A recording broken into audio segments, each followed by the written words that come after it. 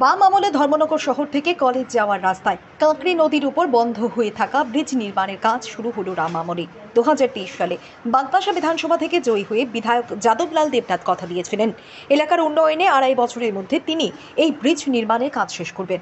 মুখ্যমন্ত্রী ডক্টর মানিক সাহার প্রচেষ্টায় এবার এই অর্ধনির্মিত পাকা ব্রিজ নির্মাণের কাজ পুনরায় শুরু হয়েছে।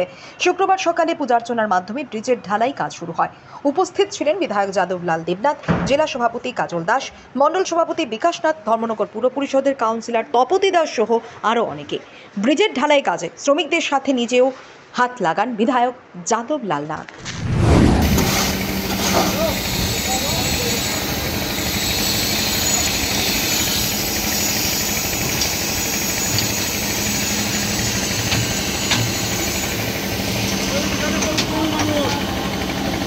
তার মাধ্যমে আমি আমার বাগবাসার মানুষ তথা ত্রিপুরা রাজ্যের মানুষকে আমি শ্রদ্ধা এবং অভিনন্দন জানাচ্ছি।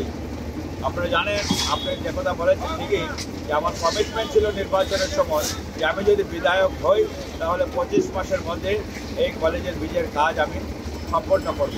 তবু যদিও 25 মাস চলছে, এখন এই মাসেই শেষ হবে, তো এই মাসের মধ্যেই এই ব্রিজটা হচ্ছে। আজকে ঢালাই শুরুয়াত হলো, 4-5 দিন লাগবে ঢালাই কাজ সম্পূর্ণ হতে।